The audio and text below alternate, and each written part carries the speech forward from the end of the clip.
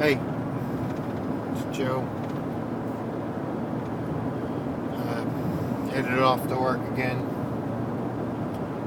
Going to do my thing. Figured I'd squeeze in a quick video.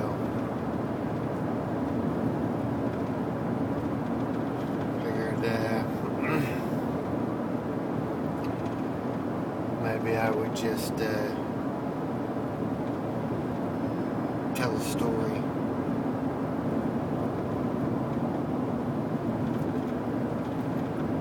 See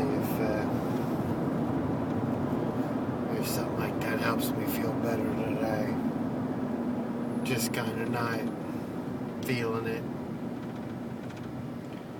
It's been a bit of a long day. You know, sometimes getting to sleep at night's hard. Hard to shut my brain down and just pass out. And you know, I do get up with my daughter and just start the day over again. So, been a couple times already I've talked about my father.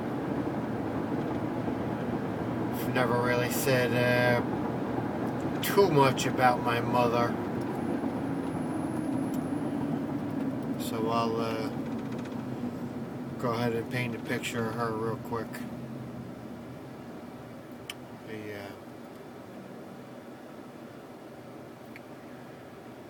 You know, I think growing up I did prefer I did prefer my mother over my father. And I think that was because, you know, maybe my mom didn't hit as hard as my father. Excuse me. My mom didn't hit as hard as my father. She was a little easier. But,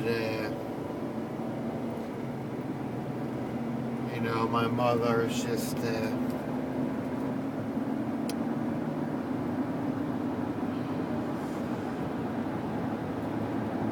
her and my father got divorced. I was like 7 years old. Just to kind of give a reference, you know, I can always get a general idea of my age by where I was living. I've always said that, you know, this house I lived in Fishtown in Philadelphia, you know, I was there until, you know, 6 years old or so. It was 1980 when we moved up to Feltonville. I was 7 years old. And not shortly after that, you know, is when my father took off. I'd say probably around 81. So let's say I was 7.5, 8 years old. And, you know, like many kids my age, many people my age, you know, there's not too many of us that didn't go through the whole divorce thing. Probably went through it ourselves personally. I know I did. And that's what happened with my parents. So my father left that house with me, my mother, my sister.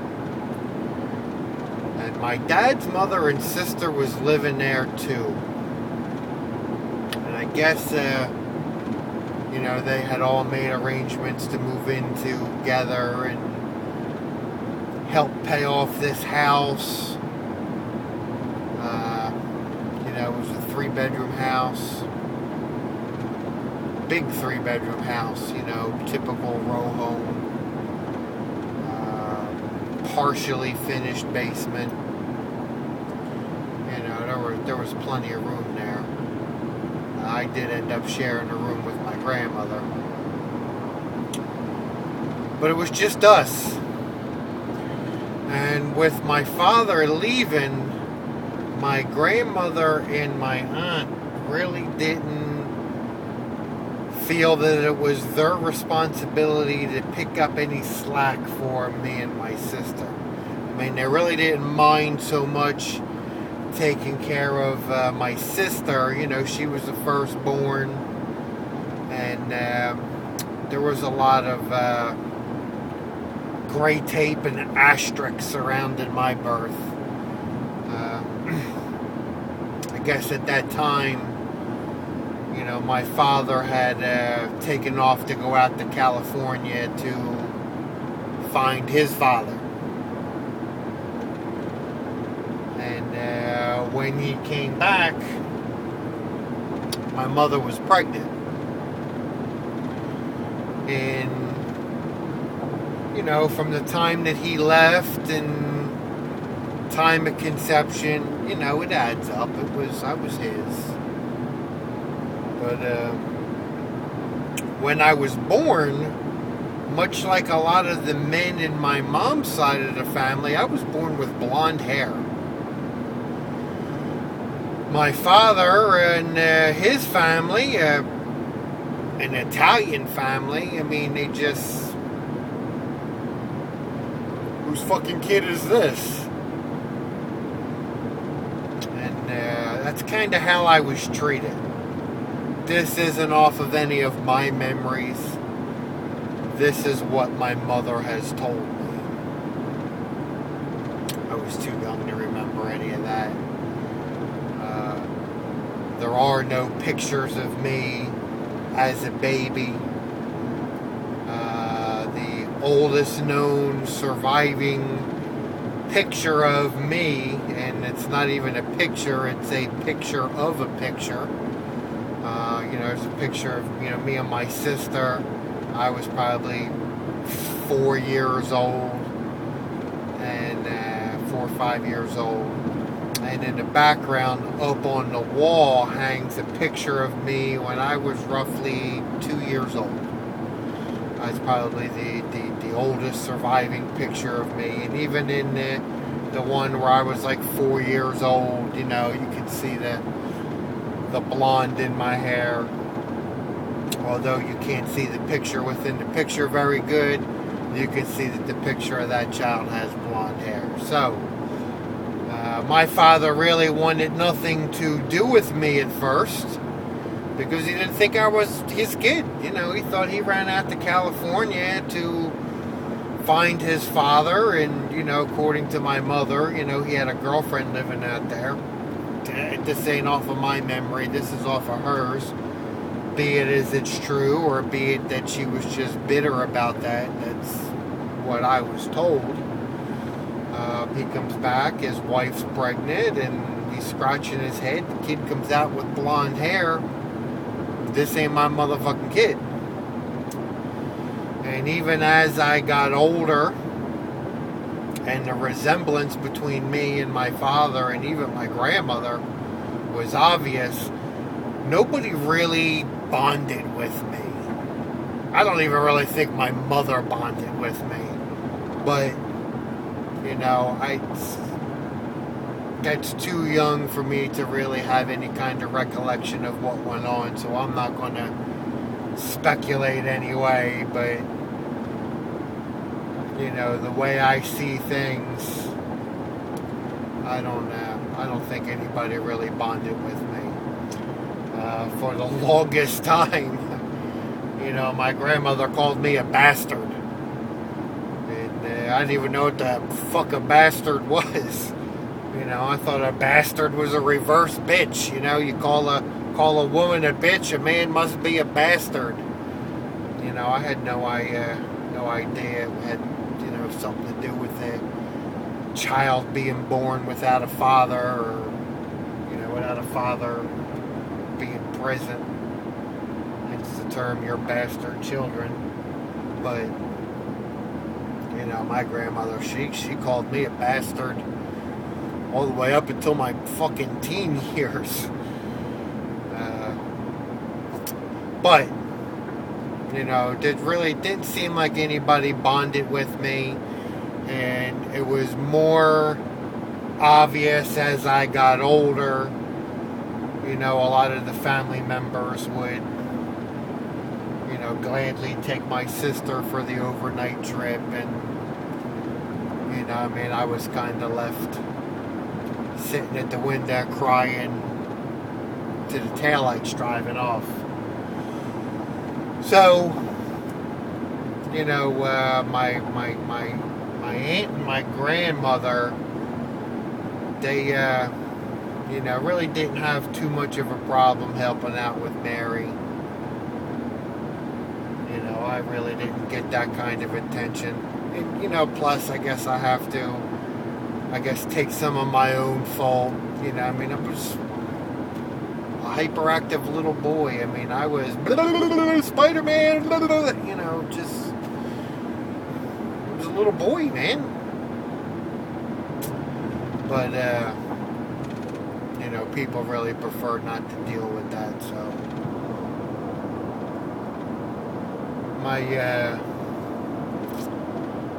My mother had a rough childhood. She grew up in the Germantown area, Philadelphia.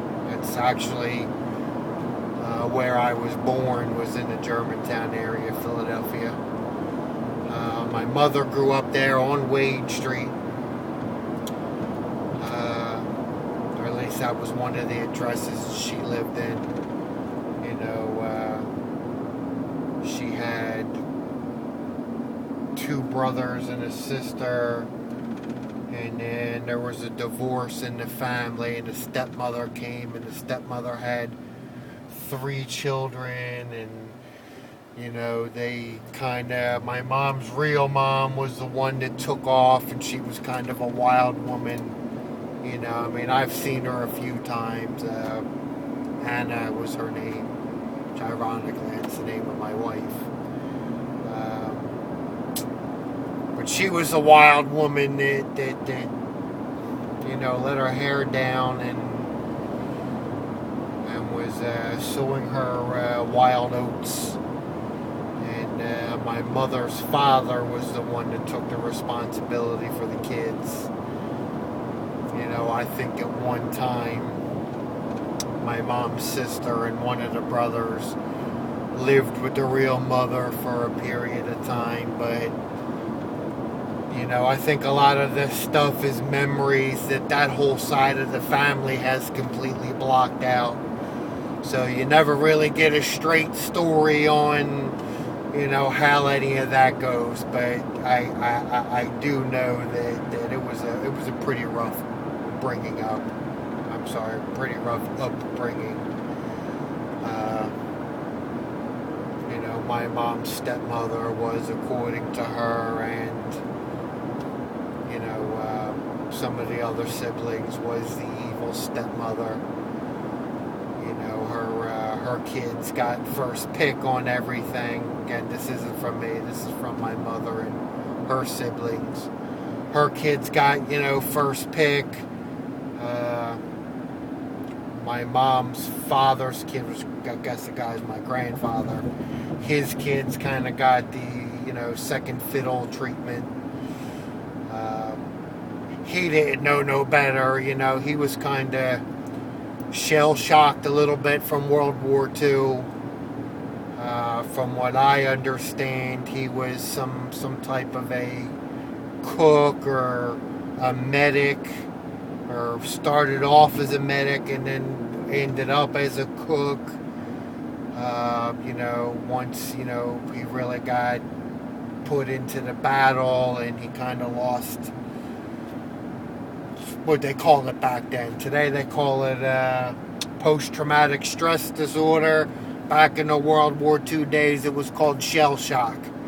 And that's kind of really what it was, you know, the shells started falling and, you know, he lost his marbles. So, he was always out doing some kind of work trying to support the family. I mean, we're talking about 7 kids, so,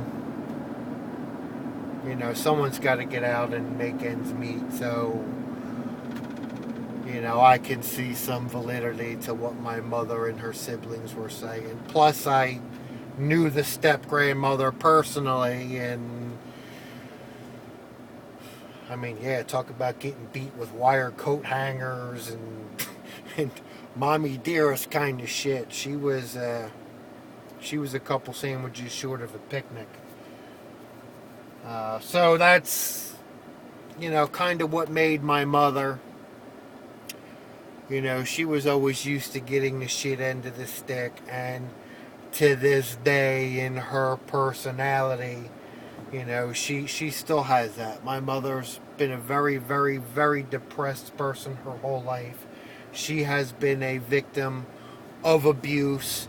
I think a little bit of physical abuse. I think one of the stepbrothers, sexual abuse. Some narcissistic abuse. I think the list goes on for my mother. A lot of times I felt sorry for her. Sometimes I just feel bitter because she's just never really picked herself up by her bootstraps. And that's what I had beat into me by my father. There was no feeling sorry for myself. There was no time of mourning. There was no human emotion involved. You know, can I do this? No. Okay, disappointed. Bam! Don't look at me like that. I need you to do this, but Dad, it's not my turn. Bam! You're back talking me. You know, hey, I didn't make the basketball team. I'm sad. You're just feeling sorry for yourself. You know, that was my father's mentality. So I grew up kind of being hard on people because it was hard on me.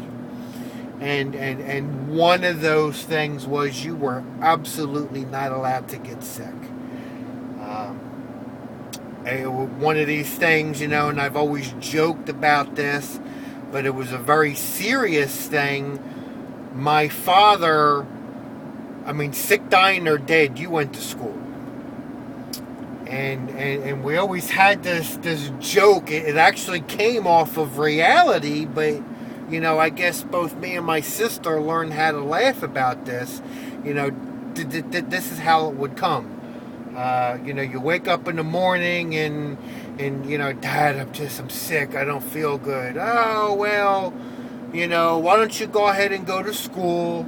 And if you still feel bad when you're there at school, I'll come and I'll pick you up. So, you know, you take the bus ride to school, you get there and you call your dad, hey, listen, you know, the bus ride didn't make me feel any better. You know, my head hurts, my sinuses, I feel hot, you know, I just don't feel good. Well, you know, you're already there. Why don't you just put your head down on the desk and be a man and gut it out? I've never really been to the dentist. I remember one time I went to the dentist as a kid. First grade, I had my tooth knocked out. I got hit in the face with a lunchbox. My mother took me to her dentist, Dr. Finkelstein. I'll never forget the guy's name. But that was the only time I went to the dentist until I had turned 23 years old, when, you know, I just had an absolute awful toothache and, you know, had to go and get set up to have my tooth pulled, which I was an absolute nervous wreck sitting in that chair. But so even at that, I'm kind of hard on my mother at times, because my mother is a very sick person. I believe that my mother really doesn't have a lot of time left, but she probably has more time than what she acts. And I'll tell you what I mean. But my mother has diabetes. She has emphysema. She smoked her whole life. COPD, peripheral artery disease, cellulitis. Those are doctor confirmed things. Not to mention whatever she sees on TV and matches one of her descriptions, or she gets on the phone with her sister and her sister's got this. Now all of a sudden she got that. And as I'm telling you this right now, I guess you can see how kind of hard I've become. Me and my sister were hard on each other. We were hard on my mother. My father was hard on us. So it was just kind of a snowball that nobody ever really knew how to deal with. But that's what happened. So I'm going to have to break this video up into 2 parts. Because as you can see, I'm not driving anymore. I am at my first job right now, so I mean, this one really doesn't take too long. So I'm just going to go ahead out and knock this thing out and come back, and then I'm going to make a part 2 of this, and we'll call this one Mommy Dearest or something like that. So, you know, if you are actually watching and you want to, you know, hear the next part of my story, you'll know where to look. That's if I actually do publish this, so we'll see. So if you've held on with me for this long, for this 22-minute video, I do appreciate it. I am going somewhere with this, and if you are, you know, just kind of trying to learn and get some help for yourself, you know, doing some of these things and talking about it helps. And as I have been watching Ollie Matthews videos, who's kind of doing the same thing, listening to his stories has kind of helped me to be able to come out of my shell and make some realizations on what is going on. So I'm going to go ahead and end this now and go ahead and do my work, and I'll be back and I'll start part 2 of this.